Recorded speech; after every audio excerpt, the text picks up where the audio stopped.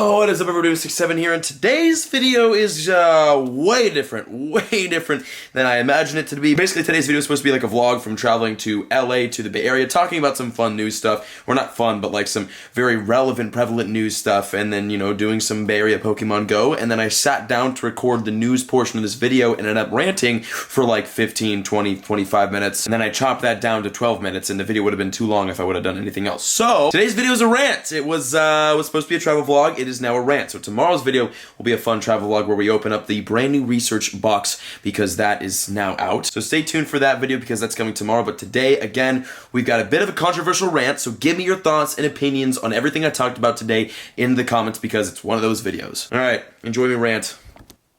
Alright, let's talk. Now it's time to talk about the controversial part of this video, the part of this video that's going to get a lot of comments, both good and bad, and let me know in the comments whether you support the, I guess I'll just say it right now, the spoofing side or the non-spoofing side. Give me your thoughts in the comments, whether they're positive or negative. I want to know what you guys are thinking about this issue. This will probably trigger the most dislikes to the video too, so let's get into it. As I'm sure you guys remember, when I was in Hawaii with Jake, there was some pretty big news regarding a spoofing, not ban wave that went out, but a shadow ban wave that went out, which basically means that you can only see certain types of Pokemon that don't count as like rare. And that was happening right when Mew came out, and it was easy to see who was spoofing when Mew came out because they completed the quest within 5 minutes, which is not possible. So that happened, that was a big deal, and unfortunately a lot of people who don't spoof, a lot of legit players, did cop a shadow ban. It was for whatever reason. Obviously don't know like the coding specifics on why people got banned, but I know that a big reason for a lot of people who got banned that don't spoof is for using IV checkers and using maybe trackers that you sign into through your account. Basically with this ban wave, you don't have to spoof to get banned, and this is the first time that Niantic is going really hardcore with bans when it comes to the entire player base, not just spoofers. Regardless, people got banned, that happened, that was a thing like a week ago. Well, very recently here, within the last couple of days, this escalated. It got a little bit more serious. Niantic has laid their fist on the table when it comes to spoofing. They have issued a large-scale perma-ban wave. This isn't a shadow ban. This doesn't mean that when you log into your account, you can't see Charizard in the nearby. It means that you can't log into your account. A perma-ban is exactly what the freaking word is. It's a permanent ban. It means you are completely shut out of Pokemon Go, and a big ban wave went out over the last couple of days, and it has affected a lot of people and pissed off a lot of people, and some spoofer channels have reacted, and it's been really fun watching them deal with it. But without throwing in my opinion, that is the news, that is what happened. A perma-ban wave from Niantic has gone out and permanently banned a ton. I don't know exactly how many accounts got affected by this perma ban, but I know that it went out, and I know that like kind of a lot of people got hit by it. If you guys did end up getting hit with a permanent ban, let me know in the comments because that's just more data for us. But that was big. That's important. That shows a couple things here. It shows that Niantic doesn't care if you're a spoofer. You're gonna get banned for breaking terms of service. Although I do feel like they're taking kind of slow, cautious steps towards getting rid of spoofers and like thinning that player base down. I feel like if they wanted to, they could probably just ban everyone right now and just get it over with. But there's most likely a large majority of players who spoof and play Pokemon Go, so maybe this is more of like a warning shot to all of you spoofers, including IV checkers too. If you guys are out there using IV checkers or scanners or whatever, and you got shadow banned because of that, it's a warning shot right above your head. It's like this right here. It's like a line. It's just like barely missed you, but it skimmed your hair. They don't want to ban everyone. They don't want to just take people away from being able to play Pokemon Go because one, that's their business. The more people play, the more money they make, and two, it's their game that they've poured a lot of hours and effort and blood, sweat, and tears into, and to take people and make them not able to play their game, that's like counterintuitive to putting out a game. So I see all this again as a warning shot. So all of you spoofers out there, or IV checkers or scanners or whatever you do that is a little bit sketchy, that could get you your account banned or get you shadow banned, you might want to reconsider your playstyle, and we're gonna talk about this. There's been a lot of hoopla on Twitter lately regarding the rural Pokemon Go issue. We've got good news about that, by the way, and let me just kind of pull this up right here. So Niantic has announced that they're actually fixing Ingress portals that are in the limbo state, which means they've been submitted, they're about to be turned into portals, which in turn turns into Pokestops and gyms, but like, they haven't quite passed that last step. Well, Niantic stated that they're gonna fix that pretty soon here and move a lot of these limbo portals, Pokestops and gyms, into the actual game. Remember that portals in Ingress equals Pokestops and gyms in Pokemon Go. So the more portal submissions we get in Ingress, the more Pokestops and gyms we get. And the more portals that are taken out of limbo and put into the game means more Pokestops and more gyms in the game. This is like the saving grace for the rural Pokemon Go players. The fact that you could submit portals in Ingress and possibly get Pokestops and Pokegems or gyms in Pokemon Go, that's huge. That could completely turn an area from dead to playable. That is still one of the biggest issues and one of the biggest reasons behind spoofing is because there's so many just not playable places in Pokemon Go all over the world that need extra gyms and Pokestops added in their area. Granted, I mean, we've talked about this, so I don't need to go over this. The reason why cities are unfair to country, rural side, Texas farms. No offense to Texas farms. I actually really want to go to Texas. You can't put a Pokestop on a damn haystack, but you can on a roadside or like on a monument or a skyscraper or a building or like a box that's painted. Yeah, there's reasons behind which is which. And I swear to God, if anyone comments life is unfair in the comment section. But like, oh God, this is the biggest issue that I have whenever I talk about controversial things is that no one ever thinks logically. They think emotionally. If you think logically about this issue, it makes logical sense why rural Pokemon Go sucks and why city Pokemon Go is amazing. With that being said though, do I think that rural Pokemon Go should always suck? No! I've been an advocate for fixing rural Pokemon Go since the problem's arisen since the game's been out. And Niantic has done almost nothing, but they have done the portal submissions, they have done the Ingress stuff, and they have been slowly but surely adding things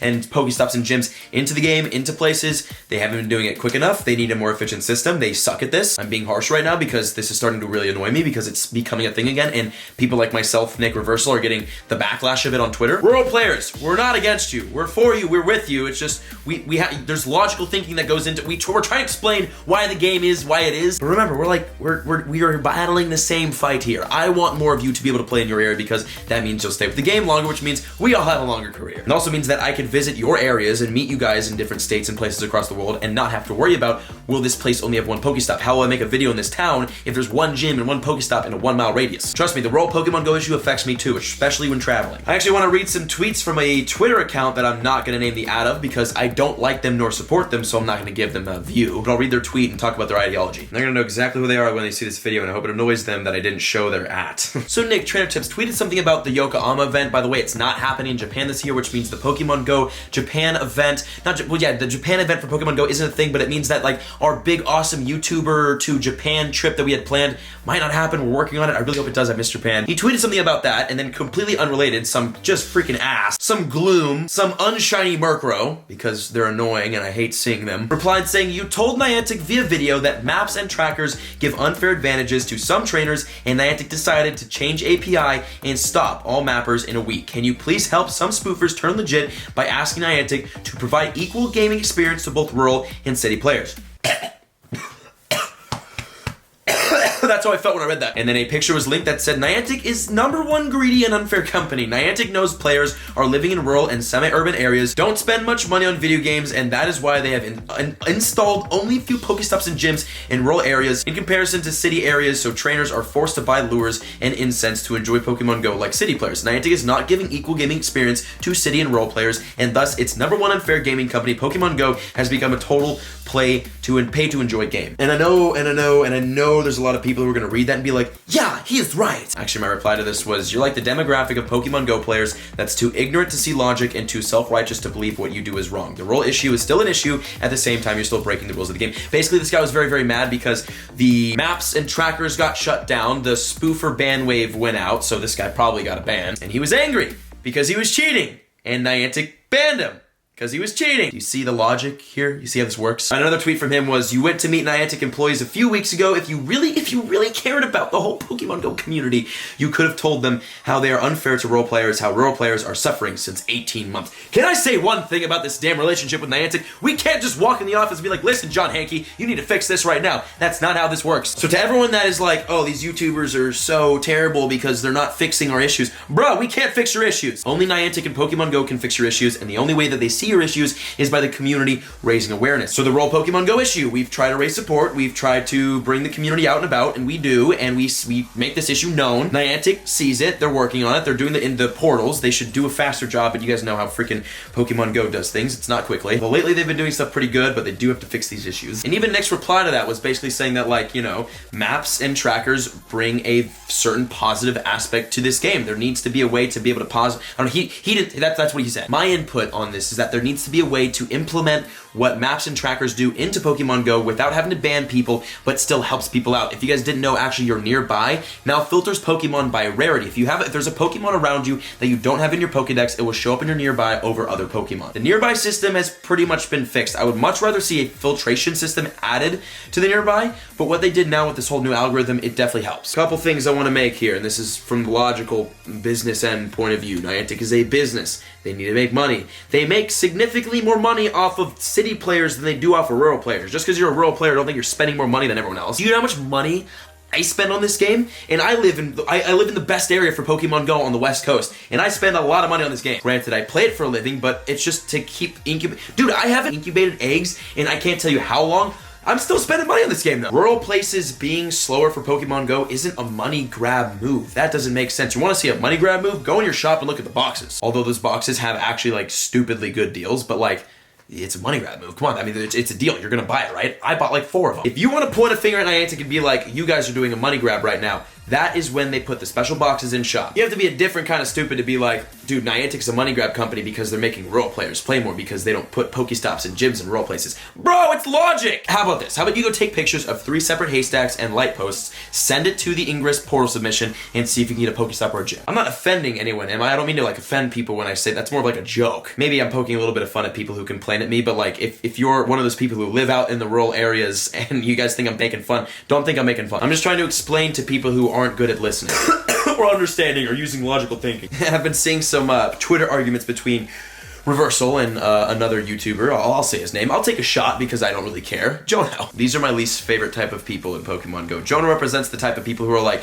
spoofing is there because there's people in hospitals and they want to play on their last couple days of life. For one, that's morbid as hell. Like, calm down, dude. That's like almost disrespectful. Don't use someone's death or disability to help fight your cause. That's horrible. Do we all as a community agree that people who are, you know, unfortunate enough to be bedridden, do we think that they should be able to play Pokemon Go? Yes.